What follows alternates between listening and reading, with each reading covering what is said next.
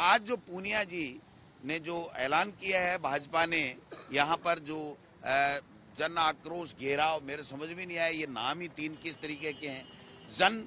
जन आक्रोश उनके खिलाफ है, कांग्रेस के खिलाफ, कांग्रेस की सरकार के खिलाफ नहीं है। घेराव, वो कायगा घेराव करेंगे, टुकड़ों में बटे हुए लोग हैं, कोई उनकी मानता नहीं है, कोई उनको पूछता नहीं है। भाजपा का संगठन यहाँ के प्रदेश के जनता के मुद्दों के लिए काम नहीं कर रहा है, अपनी व्यक्तिगत महत्वाकांक्षाओं की पूर्ति के लिए ये काम कर रहा है। मैं ये कहना चाहता हूं कि 4 साल में भारतीय जनता पार्टी ने कोई भी यूनानिमसली एकजुटता के साथ में एक भी हमारी सरकार के खिलाफ में कोई मुद्दा नहीं उठाया। कभी कोई कुछ लेकर के चल पड़ता है, अपनी डपली अपना राग वाला सिस्टम इन्होंने बना रखा है। आज जो ये जन आक्रोश घेराव कर रहे हैं, मैं इनसे पूछना चाहता हूं भाजपा से कि देश के प्रधानमंत्री ने अजमेर में और जयपुर में 2 बार कहा था कि इन 13 जिलों को ERCP को राष्ट्रीय परियोजना घोषित करेंगे। आज भरतपुर में जा रहे हैं पूनिया जी, उनसे मैं पूछना चाहता हूं कि आप बताइए कि देश के प्रधानमंत्री और आपके यहाँ के सांसद गजेंद्र सिंह जी, जो हमारे जल संसाधन मंत्री भी हैं और अमित शाह जी के, मोदी जी के काफी नजदीक हैं, अपना भविष्य भी राजस्थान में बहुत बड़ी भूमिका में देखना चाहते हैं, वो राजस्थान के 13 जिलों के लोगों के साथ में अन्याय क्यों कर रहे हैं, राजस्थान के हितों के साथ में कुठाराघात क्यों कर रहे हैं? इस बात का जवाब है क्या उनके पास में? किस बात का जन आक्रोश कर रहे हैं? जन आक्रोश हमारी सरकार के खिलाफ नहीं होकर के हमारी सरकार की फ्लेक्सिब योजनाओं से सब संतुष्ट हैं। आज मुख्यमंत्री चिरंजीवी योजना, क्या जन आक्रोश करेंगे? 25 लाख का बीमा अगर कोई व्यक्ति लेता है ना, तो उसको साल के 5 लाख रुपए जमा कराने पड़ते हैं। आप समझो बात को, वो छूट हो रही है। आज 2000 यूनिट तक किसान का जो बिल माफ है, 100 यूनिट तक घरेलू बिल माफ है।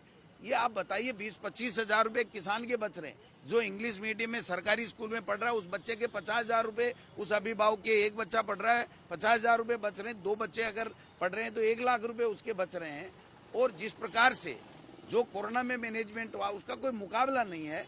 तो मैं ये कहना चाह रहा हूं कि इनको थोड़ी बहुत भी सद्बुद्धि भगवान इनको दे, तो मैं ये कहना चाहता हूं इनको जनता के लिए काम करना चाहिए, जनता के मुद्दों के लिए काम करना चाहिए। अपनी व्यक्तिगत महत्वाकांक्षा और मैं मुख्यमंत्री बनूं का ये जो मुंगेरी लाल का हसीन सपना है, ये इनको छोड़ना चाहिए। राजस्थान में आज मेडिकल हड़ताल है, प्राइवेट हॉस्पिटल में हड़ताल करके उनका राइट टू हेल्थ बिल का हम विरोध कर रहे हैं। चिरंजीवी योजना के जो पैकेज है वो कम है, किस तरह से सरकार टैकल करेगी? देखिए हम सबकी सुनेंगे, लेकिन प्रदेश में राइट टू हेल्थ लागू हो, ये कानून आए, ये हमारी पार्टी का प्रमुख काम है। क्योंकि हम आम जनता के को जो है वो गारंटी देना चाहते हैं कि तुम्हारा इलाज होगा, चाहे किन्हीं भी परिस्थितियों में हो। ये हमारी कांग्रेस की पार्टी का जो एजेंडा है, आप मान लीजिए उनकी सोच है। हम तो ये कहते हैं कि देश के प्रधानमंत्री को आम आदमी की सिक्योरिटी के लिए भी बिल लाना चाहिए। हमारे मुख्यमंत्री जी जब ये बात कह रहे हैं तो आप समझ सकते हो कि अब वो समय नहीं रहा कि आप झूठे वादे करके और उन वादों से मुकर जाओ और फिर हिंदू मुस्लिम कर दो और फिर जो है वो उनके लिए काम नहीं करके और अपने व्यक्तिगत एजेंडे पे आकर के लोगों को बहला करके, फुसला करके और गुमराह करके आप वोट ले लो। अब जनता 10 साल से समझ गई है, इसलिए राइट टू हेल्थ आना चाहिए, ऐसा मेरा पार्टी अध्यक्ष के नाते ये मानना है। अब उसमें जो भी समस्याएं हैं, जो भी उनकी ग्रीवेंसेज है, उनसे बराबर सरकार के प्रतिनिधि सुन रहे हैं, सरकार के अधिकारी सुन रहे हैं और मुख्यमंत्री जी के संज्ञान में भी है।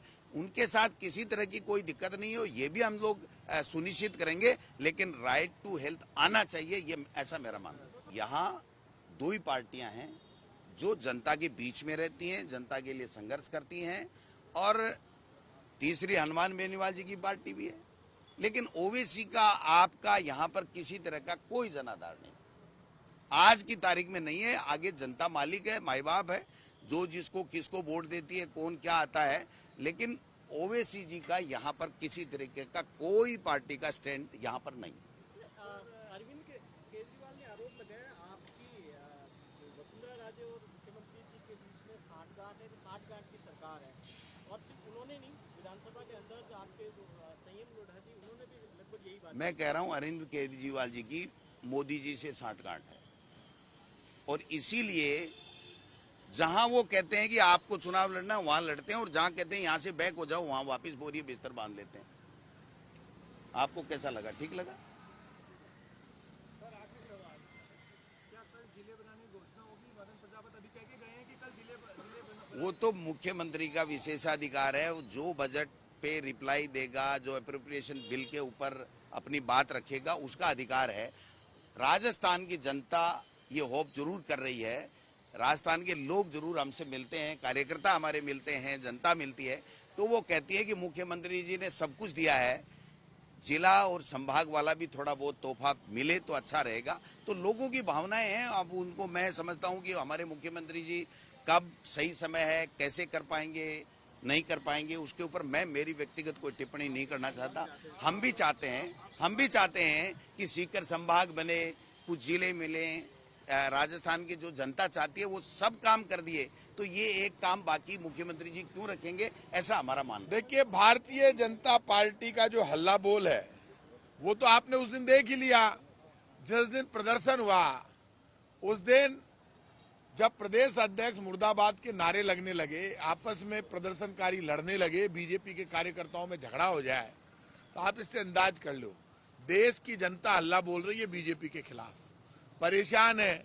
गैस सिलेंडर की महंगाई से परेशान है, पेट्रोल डीजल की कमर तोड़ महंगाई से आम आदमी दुखी और परेशान है, खाने पीने की चीजें महंगी होने से। ये बीजेपी के लोगों को तो पाप लगेगा, तय बात है। हल्ला तो भगवान बोलेंगे बीजेपी के खिलाफ, इनका आता पता नहीं चलेगा कहाँ गएगी। इनको शर्म नहीं आती, आंख में इनके पानी नहीं है, लोगों का दर्द नजर नहीं आता, लोग परेशान हैं, दुखी हैं। महंगाई को खत्म करने के लिए बीजेपी ने कोई कदम नहीं उठाए।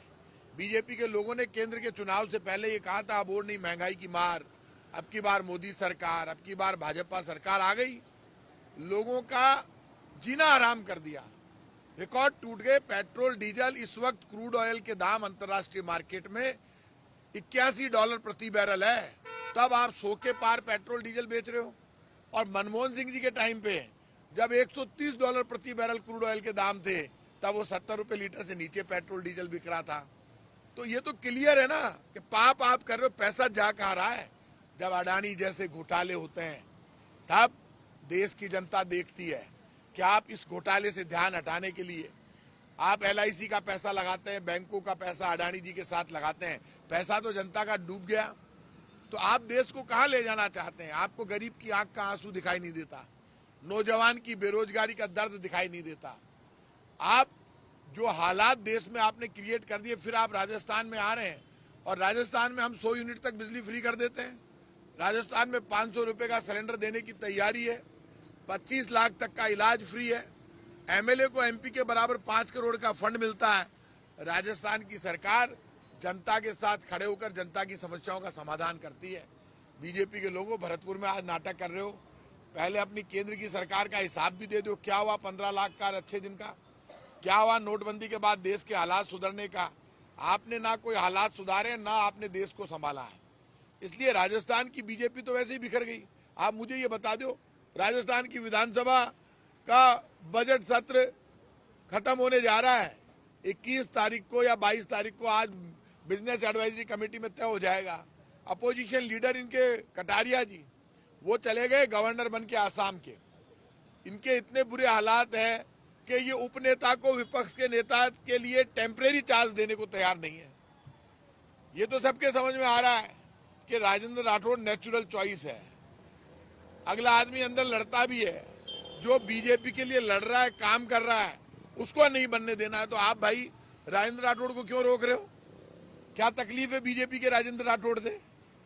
हम तो सत्ता पक्ष का धर्म निभा रहे हैं। पूरा सदन जानता है कि इस सदन में ये राजेंद्र राठौड़ लड़ते हैं, तो जो लड़ रहा है उसको मौका नहीं देंगे।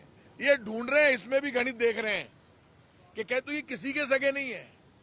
ये वो भैरव सिंह शेखावत जिसने राजस्थान में 3 बार मुख्यमंत्री बने, जिसने बीजेपी को खड़ा किया, जिन्होंने आज उन्हीं के चेले तो हैं ये लोग, उनके चेलों को ठिकाने लगाने का काम ये कर रहे हैं। गुलाब चंद जी कटारिया भी उन्हीं के चेले थे। जब वो चले गए तो कोई नाम नहीं है, तो ये इतने दिन लगा दिए। मतलब बीजेपी का बिखराव का अंदाज कर लो। हम तो ये समझ रहे थे कि उपनेता को तुरंत विपक्ष का नेता बना देंगे। अब क्या हो रहा है? वसुंधरा जी के जन्मदिन के दिन 4 तारीख को उनका जन्मदिन पहले डिक्लेयर होता है और 4 तारीख को उसके 2 दिन बाद ये प्रदर्शन घोषित कर देते हैं। तो जो हालात यहाँ पे बीजेपी के चल रहे हैं, बीजेपी को ना जनता से मतलब है, ना राजस्थान से मतलब है, ना देश से मतलब है। बीजेपी को वोट से मतलब है। वोट के लिए चाहे दंगा कराना पड़े, चाहे झगड़ा कराना पड़े, चाहे झूठ बोलना पड़े, बीजेपी की इसमें मास्टरी। और मैं आज कह रहा हूं आपसे कि ये ऊपर वाला भी इनको माफ नहीं करेगा। भारतीय जनता पार्टी हमसे, हमारा बजट, राजस्थान की सरकार ने जो वादे किए उनमें से लगभग 90% वादे राजस्थान में कांग्रेस की सरकार ने पूरे कर दिए। अब ओवैसी क्यों आ रही है वो तो है बीजेपी वाला बतासी भी, सबको आबा को हक है। ओवैसी भी आओ, बाकी पार्टियां भी आओ, पर राजस्थान की धरती पर माँ को काम बोले है। और माकी जी की जन कल्याण की योजना है, किसान के घर जाओ आप, 2000 यूनिट तक बिजली फ्री कर दिया। किसान राजी है, कर्मचारी राजी है, व्यापारी राजी है, टाबर राजी है। माँ बहन बेटी को आशीर्वाद राजस्थान की कांग्रेस की सरकार के सागे है। और मैं आज आपने कह रही हूँ, सच्चाई ने कोई रोक को नहीं सके। और मन भरोसा है ठाकुर जी के ऊपर कि गोपीनाथ जी महाराज कृपा करेला और खाटू श्याम जी कृपा करेला। और देख लीजिए बीजेपी का अंत की शुरुआत राजस्थान से हुएली, और इतनी जबरदस्त हुएली का बीजेपी वालों को पतो को नहीं पड़े लो। बीजेपी को इलाज हो जाओ लो, सूपड़ो साफ हो लो। जी बीजेपी वाला ने पहली 25 MP की सीटा दी ना राजस्थान की जनता, अब क्या को सूपड़ो साफ करेली, झाड़ू बुआर सारों को सारों। ये फूड डिस्ट्रीब्यूशन किट को आपके रसद विभाग से लेकर सहकारी विभाग में दे रहे, क्या आपने सीएम साहब से बात की? मैंने इस मामले में मुख्यमंत्री जी से दोबारा बात करूंगा।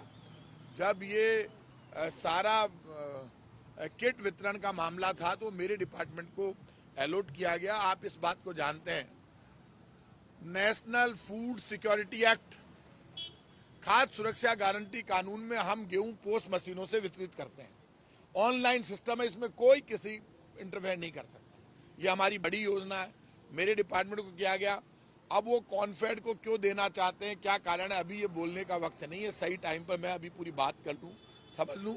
मुख्यमंत्री जी से जब मेरी बात हो जाएगी उसके बाद मैं बोलूंगा, सच्चाई सामने आएगी, क्या मामला है, कौन अधिकारी इतने महान है, क्या चाहते हैं, क्या कारण है।